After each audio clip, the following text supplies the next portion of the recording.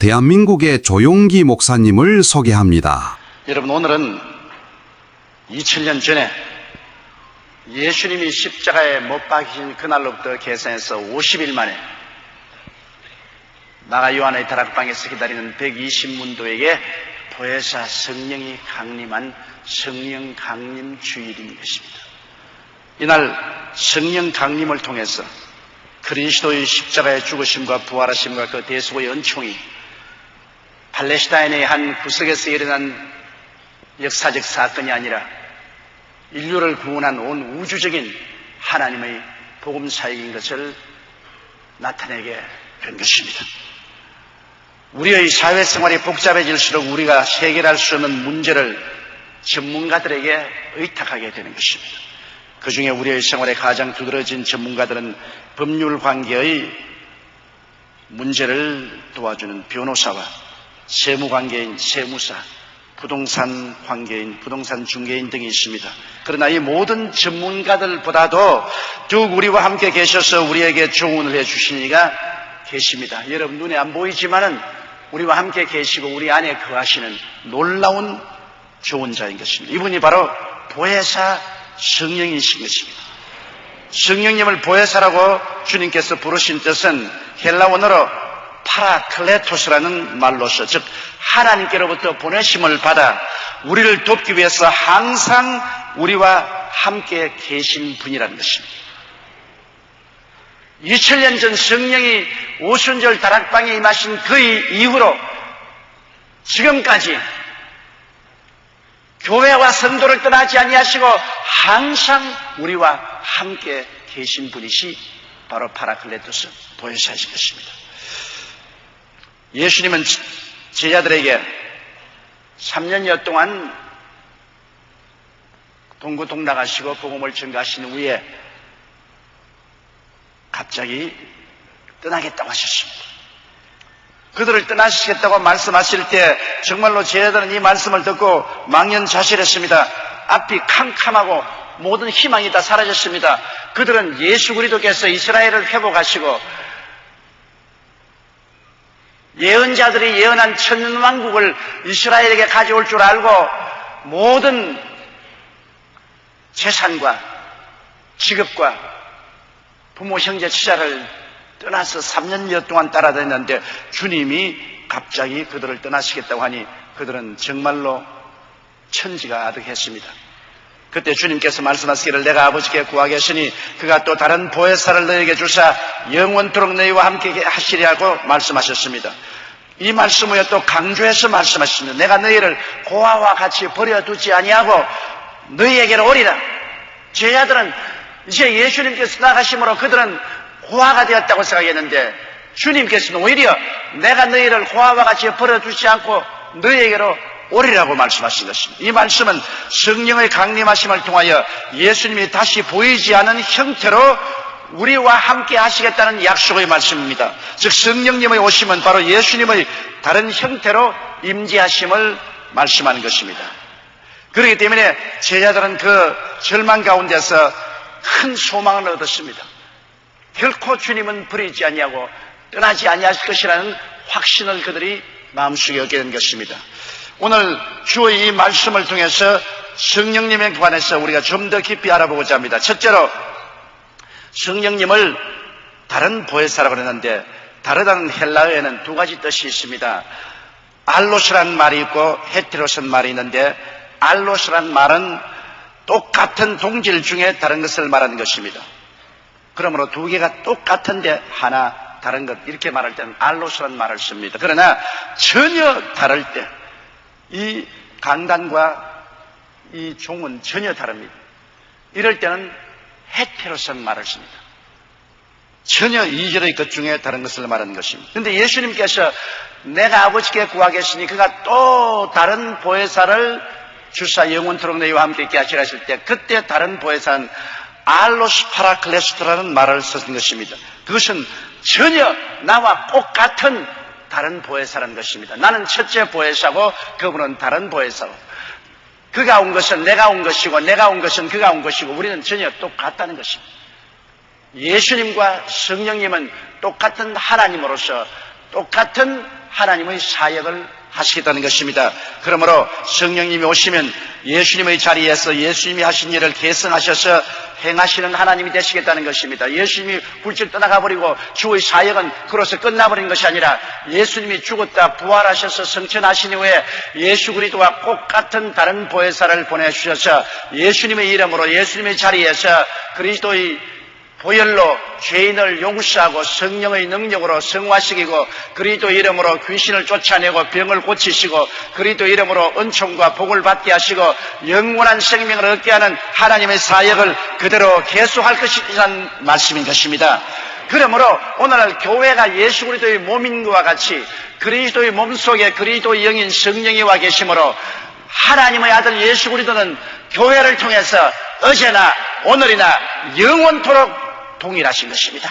그렇기 때문에 교회에 오면 성령을 통해서 주님께서는 오늘 또 옛날처럼 죄를 용서하고 구원하시고 옛날처럼 우리에게 천국을 주시고 성령 충만을 주시고 오늘날 또 옛날처럼 귀신을 쫓아내시고 병을 고치시고 마음속에 소망을 주시고 아브라함의 복을 주시며 부활과 영생과 천국의 소망으로 채워주시는 것입니다. 복음은 하나의 종교적인 형식이나 의식이 아닙니다. 죽었다가 부활하신 예수님이 성령을 통해서 이 땅에 다시 오셔서 그의 몸된 교회 안에 계시면서 사역을 계속하는 것을 말하는 것입니다. 이러기 때문에 오늘 이 아침에 우리는 모든 염려, 근심, 불안, 초조, 절망, 질병, 고통과 괴로움을 가지고 주님을 찾아 나왔을 때 주님은 교회 안에서 우리를 만나 주시고 문제를 해결해 주시고 치료해 주시고 복을 허락해 주시는 것입니다.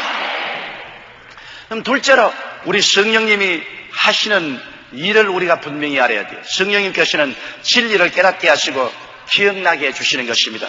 요한복음 14장 25절로 26절에 내가 아직 너희와 함께 있어서 이 말을 너희에게 하였거니와 보혜사 곧 아버지께서 내 이름으로 보내실 성령 그가 너희에게 모든 것을 가르치시고 내가 너희에게 말한 모든 것을 생각나게 하시리. 여러분, 우리가 배우는 말씀은 세상의 학문이 아니라 하늘에서 내려온 계시의 말씀인 것입니다. 세상적인 지식이 아니라 계시적인 지식인 것입니다. 그러므로 하늘에 속한 진리의 말씀은 하늘에 오신 성령이 우리 마음속에 깨닫게 해줘야 마음에 알려지지 우리 눈으로 보아서 모르고 귀로 들어서 모르고 마음으로 생각해도 모릅니다. 그렇기 때문에 성령의 도우심이 없이 세상의 어떠한 학자나 박사라도 성경을 읽어서 깨닫지 못합니다. 하나님 성령이 오셔서 우리 마음속에 진리를 깨닫게 해주시는 것입니다. 여러분이 말씀을 듣고 마음의 깨달음을 가질 수 있는 것은 여러분 마음속에 성령의 계시가 함께하기 때문인 것입니다. 예수님께서는 가이사랴 빌립보에서 제 아들 보시고 사람들이 나를 누구라고 하느냐 하니까 혹은 에레미야라 엘리야라 구약의 위대한 선지자라고 합니다. 너희는 나를 누구라고 하느냐? 베드로가 말하기를 주는 그리스도시요 살아계신 하나님의 아들이시니이다. 그렇게 말할 때 예수님이 이렇게 말씀하십니다. 바요나 시모나 내가 보기도다. 이것을 내게 알게 한 것은 혈과 육이 아니라 하늘에 계신 내 아버지께로 말미암았다고 말한 것입니다.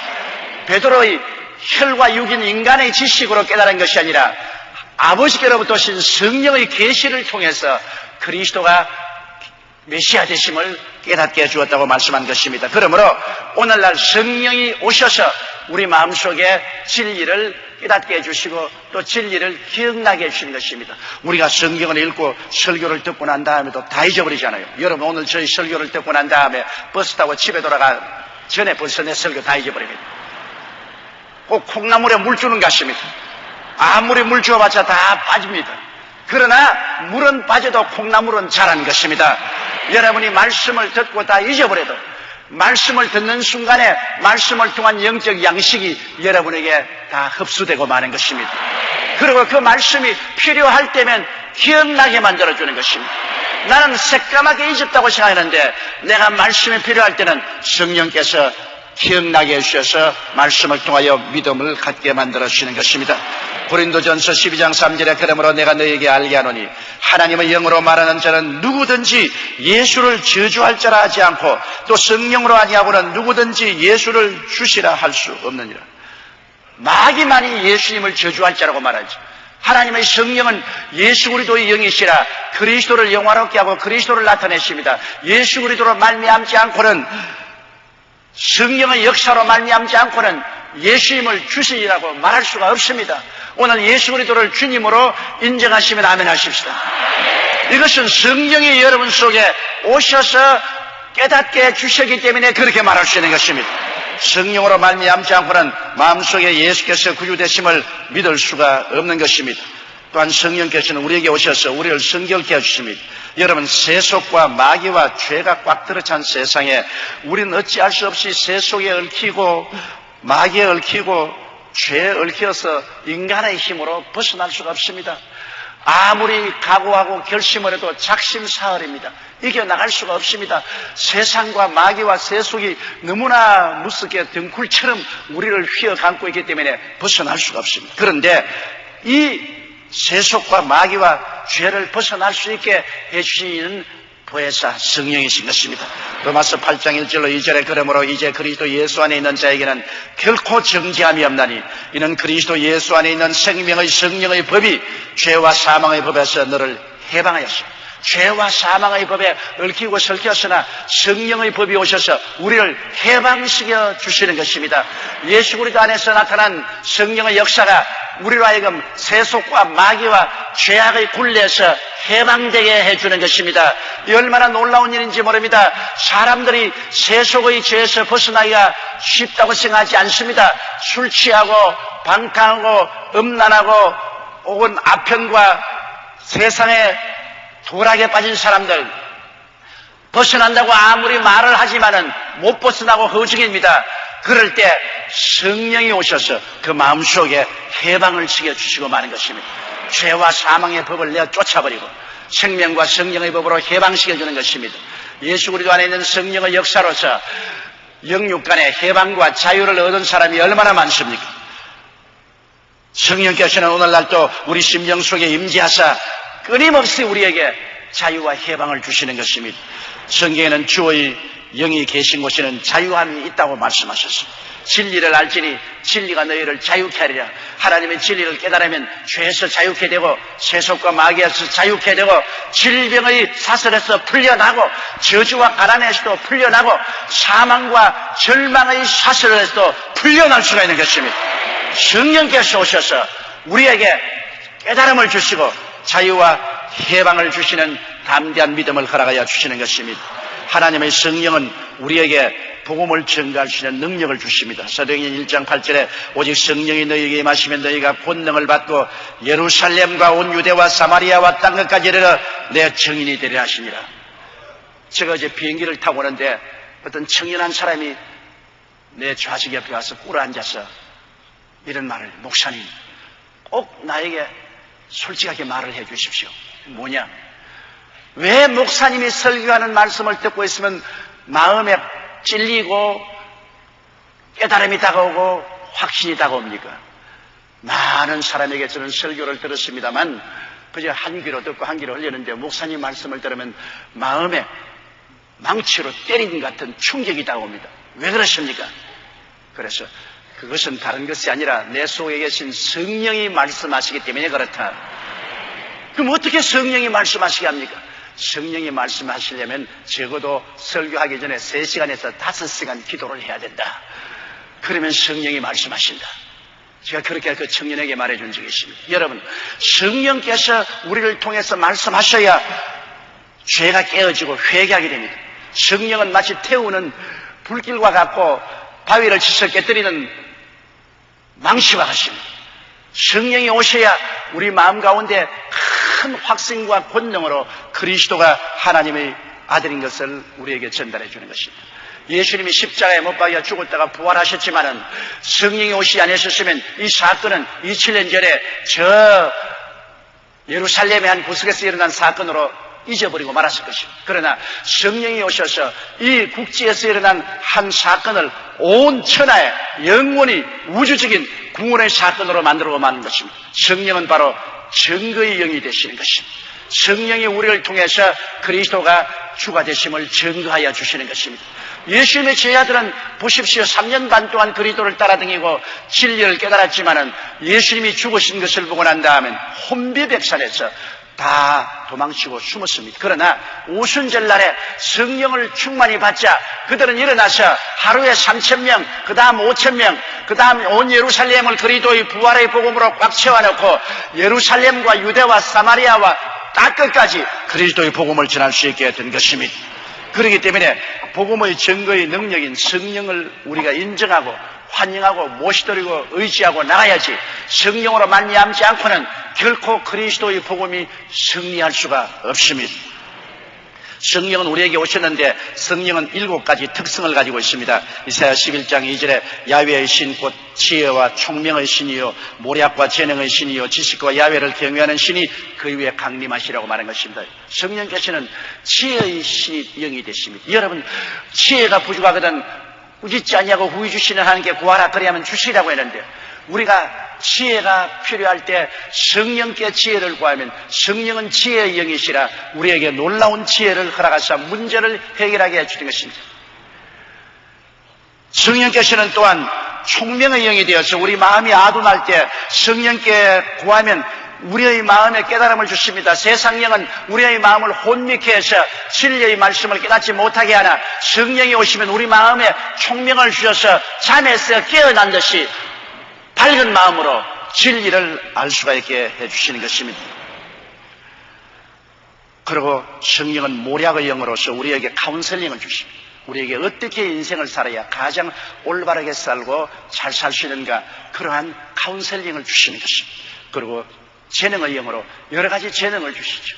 어떠한 사람에게는 설교 잘하는 재능을 주시고, 신방 잘하는 재능 주시고, 구제하는 재능 주시고, 어떠한 사람은 기술자로서 재능을 주시고, 여러 가지 재능을 성령이 주시는 것입니다. 우리가 인생을 살면서 하나님이 각 사람에게 주신 재능이 있습니다. 그 재능을 성령이 주셔서 우리를 사용하시는 것입니다. 그러므로 우리는 교회 안에서 하나님 우리에게 어떠한 재능을 주시는가, 그것을 깨달아서 그 재능을 가지고서 하나님을 충성스럽게 섬겨야 되는 것입니다. 성령께서는 오셔서 우리에게 진리에 대한 지식을 주시고 하나님을 두려워하고 경외하게 만들어 주시고, 성령은 우리에게 거룩한 삶을 살 수 있는 힘이 되어 주시는 것입니다. 성령님의 7가지 특성이 우리 속에 나타나야 됩니다. 우리가 친구를 사귀면 친구의 행실을 담게 되는 것입니다. 성령이 와 계시는데 성령의 7가지 특성을 안 닮을 수가 없어요. 성령 충만하고 성령으로 말미암아 살면은 성령은 지혜와 총명의 영이요 모략과 재능의 영이요 지혜와 지식의 영이요 하나님을 경외하는 거룩한 영이기 때문에 이와 같은 역사가 우리의 인격 속에 나타나게 되는 것입니다. 셋째로 우리는 성령님과 우리의 관계를 분명히 깨달아야 되는 것입니다. 성령은 우리에게 오셔서 중생의 체험을 주시는 것입니다. 성령님의 감화와 감동으로 죄를 깨닫고 회개하게 되는 것입니다. 그냥 아무리 전도해도 무관심한 사람도 성령이 임하면 마음속에 죄를 깨닫고 통회하고 자고하게 되는 것입니다. 그냥 세상에서 예수를 반대하는 사람이 교회에 와서 앉아있다가 갑자기 눈물을 뚝뚝 흘리고 가슴을 치고 회개하는 것은 성령의 감동이 다가왔기 때문인 것입니다. 요한복음 16장 8절로 9절에 그가 와서 죄에 대하여 의에 대하여 심판에 대하여 세상을 책망하시리라. 죄에 대하여라 하면 저희가 나를 믿지 아니함이라고 말합니다. 성령이 오셔서 책망하신, 죄를 책망하시고 성령이 부어져 오시면 마음속 깊이에 감동을 입고 회개하고 자부하게 되는 것입니다.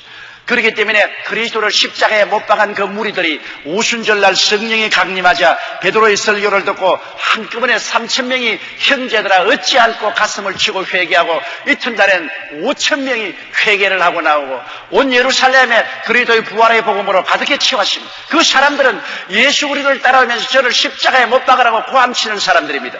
이런 사람들이 성령이 오시면 마음속에 큰 깨달음이 다가온 것입니다. 이렇기 때문에 여러분을 믿지 않은 남편이나 아내나 자녀들이 구원받도록 하나님의 성령이 임해달라고 간구해야 되는 것입니다. 그렇게 완악하던 사람도 성령이 임하시면 마음이 깨어지고 성령으로 말미암아 죄를 깨닫고 회개하게 되는 것입니다. 디도서 3장 5절에 우리를 구원하시되 우리의 행한 바 의로운 행위로 말미암지 아니하고 오직 그의 긍휼하심을 쫓아 중생의 시선과 성령의 새롭게 하심으로 하셨나니라. 성령이 우리를 새롭게 하죠. 낡은 우리가 어떻게 새롭게 됩니까? 낡은 생각, 낡은 마음, 낡은 행동을 하는 우리가 어떻게 새로워집니까? 성령이 오시면 깨달음을 주시고 회개시켜서 새롭게 만들어 주시고 마는 것입니다. 여러분, 저는 은평대교구 임진숙 성도의 간증을 읽어보았습니다. 그는 2001년 유방암 수술을 받고 퇴원했는데 암을 완전히 제거하지 못했습니다. 그래서 일주일 후에 병원에서 항암 주사를 맞고 집으로 오던 중에 몸이 이상하기 시작해져서 근육이 다 풀리고 걷지도 못하고 심장박동이 격해져서 금방이라도 숨이 끊어질 것 같아서 도로 병원으로 이송되었습니다. 의사는 검사 결과 이상이 없다고 말했으나 나중에 알아보니 20일 간격으로 맞아야 하는 항암 주사를 병원 측 실수로 일주일 만에 맞은 결과 극심한 약물 중독으로 말미암아 간 수치가 정상치 40을 넘어 170에서 180까지였고 신경쇠약, 우울증, 불면증에 물화금도 못 마시고 암과는 비교가 안 되는 고통과 죽을 징이 됐어요. 약물 치료 잘못하면 이러한 큰 화를 당하게 되는 것입니다. 그런데 병원에 누워있는데 군대에서 휴가 나온 아들이 중국한 라디오를 병실에서 틀다가 극동방송을 듣게 됐는데 그때 설교 말씀을 듣는 순간에 큰 마음의 평안이 당했습니다. 예수를 전혀 안 믿는 사람이요 그리스도를 핍박하는 사람인데 죽게 된 그 어려움에서 극동방송에 복음 말씀을 듣는데 마음에 그렇게 평안이 다가왔기 때문에 그때부터는 계속해서 다이아를 극동방송에 맞춰놓고 설교를 들었었습니다. 예수 믿으라는 말을 전도하면 싫어하던 돌같은 마음이 성령님의 역사로 녹아지기 시작한 것입니다.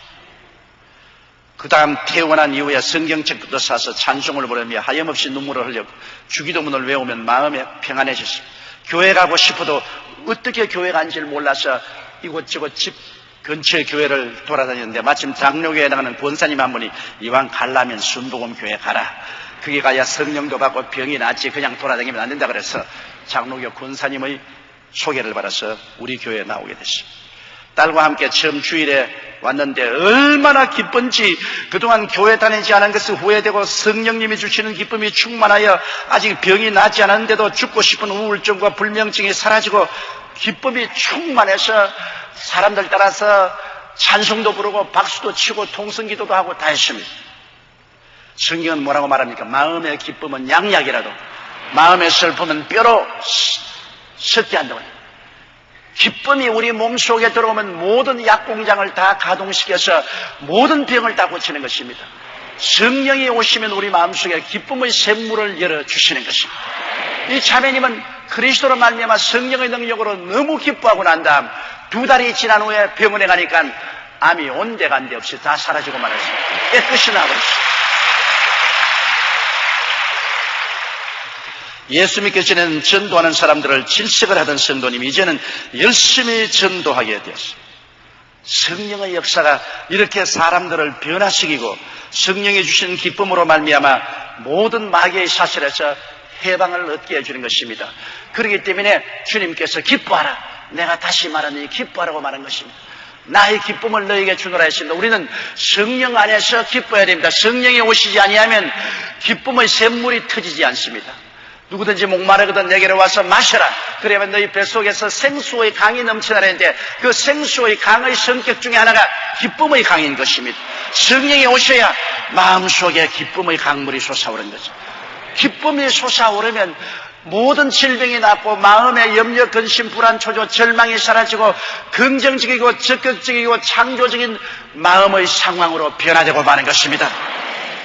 성령은 예수님을 영접하게 하고 우리 안에 아들의 영으로 거하셔서 우리로 하여금 항상 아버지를 부르게 만듭니다. 갈라디아서 4장 6절로 7절에 너희가 아들인 거로 하나님이 그 아들의 영을 우리 마음 가운데 보내사 아버지라 부르게 하셨느니라. 그러므로 내가 이후로는 종이 아니요 아들이니 아들이면 하나님으로 말미암아 유업을 이을 자니라. 성령이 오셔야 우리 마음속에 아들의 인을 쳐주셔서 우리가 하나님의 아들이기 때문에 하나님을 향하여 아버지라고 부르게 되는 것입니다. 여러분, 왜 아버지입니까? 아버지는 우리 나이들이 아버지였는데, 아버지는 그렇게 하나님과 우리와 다정해진다는 것입니다. 여러분, 멀리 계신 하나님이 아니라 내가 아버지 앞에 나와서 그 무릎에 앉아 아버지 이렇게 할 정도로 하나님과 우리 사이에 가깝고 다정하게 만들어 주시니까 보혜사 성령인 것입니다. 그래서 성령은 우리 몸을 성전 삼고 거하신 것입니다. 성령이 구만리 장천 멀리 계시지 아니하시고 성령은 교회와 계시고 우리와 함께 계시고 우리 속에 와서 계십니다. 우리의 영혼 속에 들어와서 성령은 거하시는 것입니다. 고린도전서 3장 16절로 12절에 너희가 하나님의 성전인 것과 하나님의 성령이 너희 안에 거하시는 것을 알지 못하느뇨. 누구든지 하나님의 성전을 더럽히면 하나님이 그 사람을 멸하시리라. 하나님의 성전은 거룩하니 너희도 그러하다고 말한 것입니다. 하나님의 성령이 우리 속에 거하심으로 우리가 더러운 생각이나 더러운 일이나 더러운 곳에 가면 성령이 마음속에서 우리를 의지하시는 것입니다. 우리가 죄를 지으면 성령이 죄와 함께 거하실 수 없으므로 우리를 꾸짖으시는 것입니다. 예수 믿고 난 다음에 마음대로 살 수 있다고 생각하는데 그렇지 않습니다. 예수 믿고 난 다음 우리가 성전이 되고 성령이 거하심으로 성령을 모시고 우리가 죄악을 지으면 성령이 우리 속에 괴롭기 때문에 우리를 괴롭게 하시고 꾸짖으시는 것입니다. 우리가 회개하지 아니할 수 없게 만들어 주시는 것입니다. 우리의 몸은 하나님의 성전이 되어 주시는 것입니다. 그리고 하나님은 우리에게 그냥 거하시는 것이 아니라 성령 세례 혹은 충만이라는 새로운 단계의 체험을 해주시는 것입니다. 중생으로서 아들의 영으로 거하실 뿐 아니라 똑같은 성령을 새로 체험해서 성령 세례의 체험을 하게 되면 우리가 권능을 받게 되는 것입니다. 사도행전 1장 4절에 사도와 같이 모이사 저에게 분부하여 가라사대 예루살렘을 떠나지 말고 내게 들은 바 아버지의 약속을 기다리라고 말씀하셨고, 사도행전 2장 1절로 4절에 오순절날이 이미 이름에 저희가 다 같이 한 곳에 모였더니 호련히 하늘로부터 급하고 강한 바람 같은 소리가 있어 저희 앉은 온 집에 가득하여 불의 혀같이 갈라지는 것이 저희에게 보여 각 사람 위에 임하여 있더니 저희가 다 성령의 충만함을 받고 성령이 말하게 하심을 따라 다른 방언으로 말하기 시작하더라고 말한 것입니다. 이것이 성령 충만 혹은 성령 세례를 말하는 것입니다. 성령 충만, 성령 세례 받으면 하늘의 바람, 하늘의 불이 우리 속에 충만하고 성령이 말하게 하심을 따라 다른 방언으로 말하기 시작하는 것입니다. 이제 한 차원 높게 우리의 영이 하나님과 또 우리가 기도할 수 있는 기도 언어를 주시는 것입니다. 저는 45년째 목회를 하고 있지만 성령 받고 방언 말하는 것이 얼마나 큰 축복인지 모릅니다. 내가 도저히 슬퍼서 인간의 말로서 말할 수 없을 때는 성령으로 말미암아 방언으로 기도하면 하나님이 나의 하신 말씀을 알아들으시고 내 영혼을 깊은 수렁에서 건져주시고, 내가 너무 기쁘고 즐거워서 도저히 인간의 말로 표현할 수 없을 때 방언으로 기도하면 내 마음의 기쁨이 배가 되고 하나님께 예배가 되는 것입니다. 또한 하나님 말씀을 증거해야 될 때, 위기에 처했을 때, 내가 마땅히 빌바를 알지 못할 때 예수 이름으로 엎드려서 방언으로 기도하고 나면 알지 못하는 마음의 평안과 확신이 넘쳐나고 하나님이 기도를 드렸다는 그러한 기쁨이 마음속에 채워지는 것입니다. 저는 이 방언 기도가 얼마나 좋은지 모릅니다. 하나님이 제게 주신 선물 중에 가장 놀라운 선물이 방언 기도입니다. 왜? 하나님과 대화할 수 있으니까요. 사람의 말로서 기도하고 대화하는 데는 한계쯤에 도달하지만은 인간의 한계를 초월해서 하나님과 우리가 기뻐하고 슬퍼하고 탄식하고 찬미하며 기도할 수 있다는 것은 얼마나 놀라운지 모릅니다. 방언으로 기도할 수 있었기 때문에 오늘날까지 능력 있게 목회할 수 있은 것입니다. 이것은 성령이 충만하셔서 성령이 우리에게 주시는 놀라운 기도의 언어인 것입니다.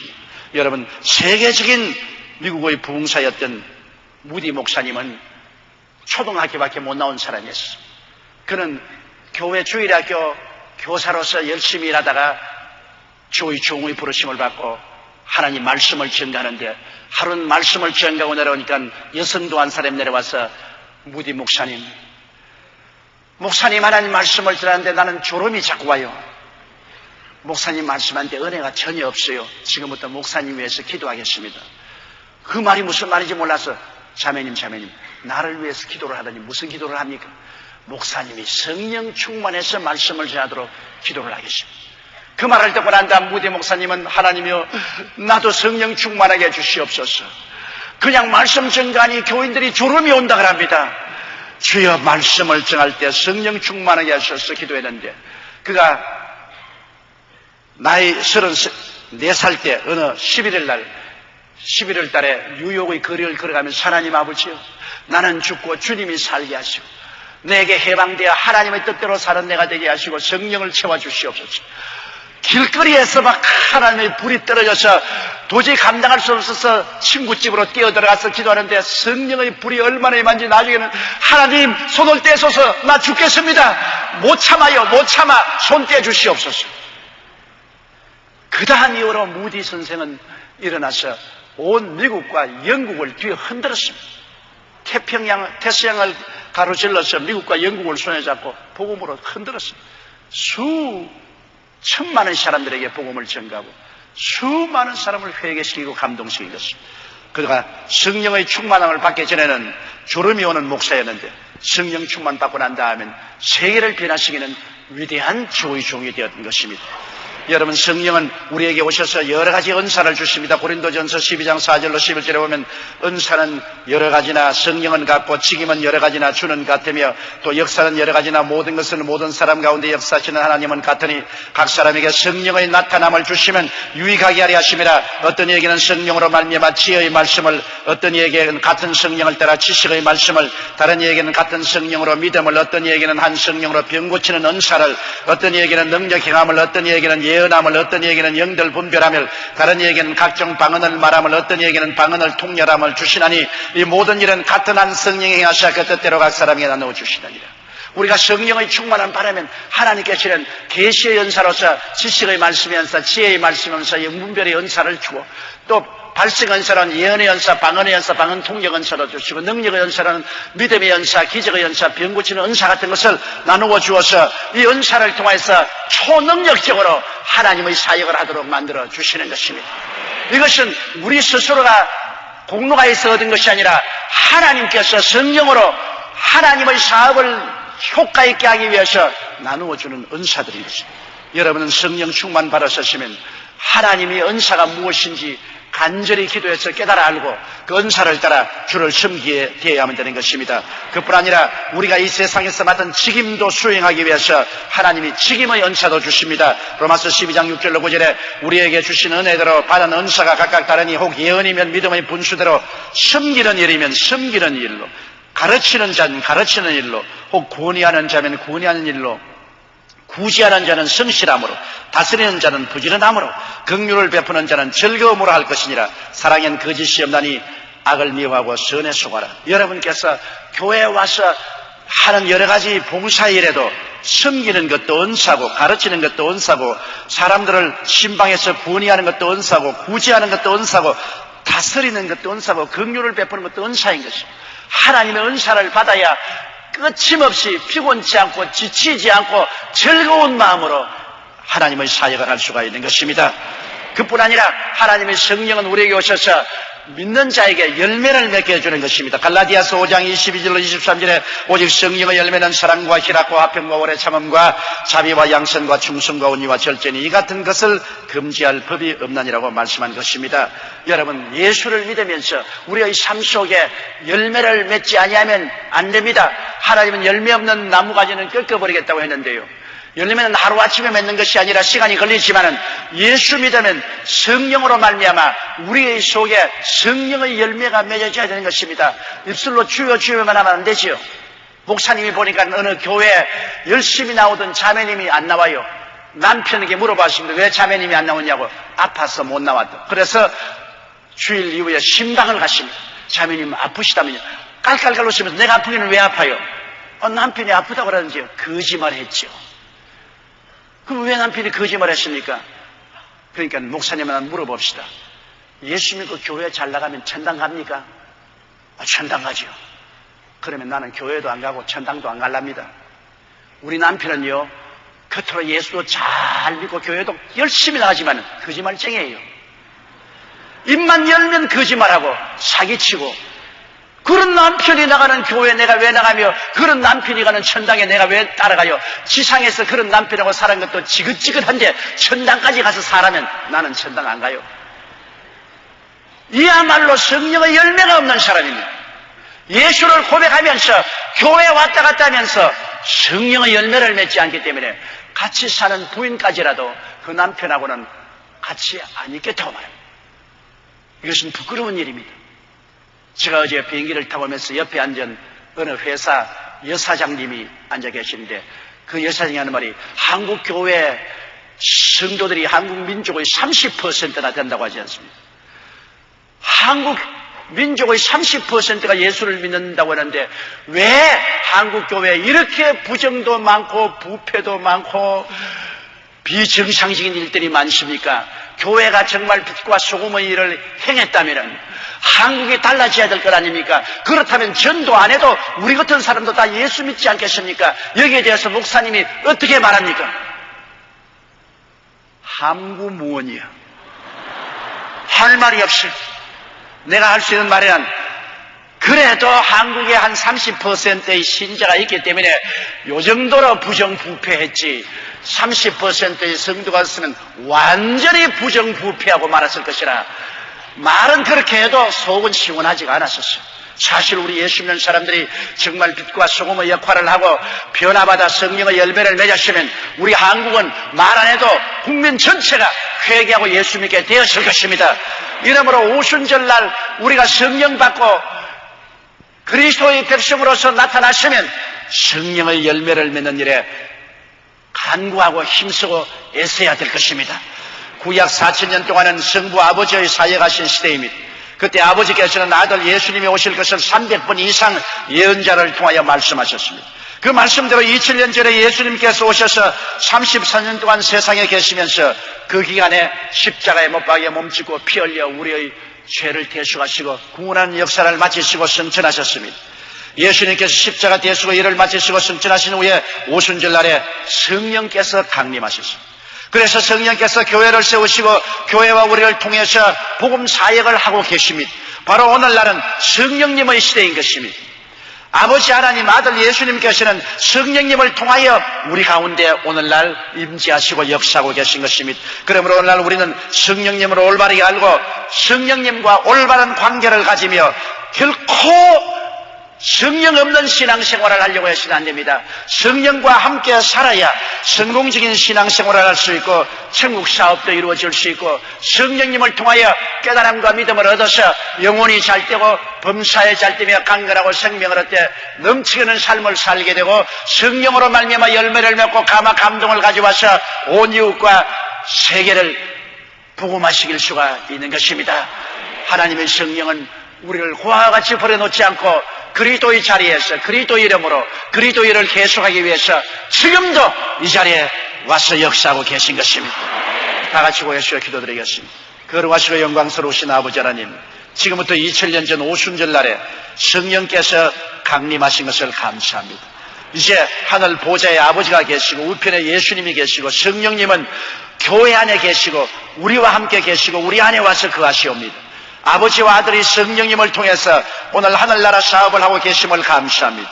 보혜사 성령님을 인정하고 환영하고 모셔드리고 의지합니다. 성령이여 바람같이 불같이 생수같이 운행하여 주시옵시고 오늘 우리 성도들을 하나님 아버지의 사랑과 예수 그리스도의 은혜로 인도하여 주시옵소서.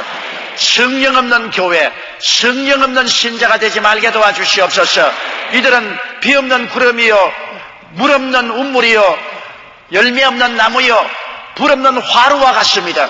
아버지 내용이 없는 신앙생활을 하지 않게 도와주시옵시고 성령 충만하여 내용이 넘치는 신앙생활하게 도와주옵소서. 예수님 이름으로 기도드리옵나이다.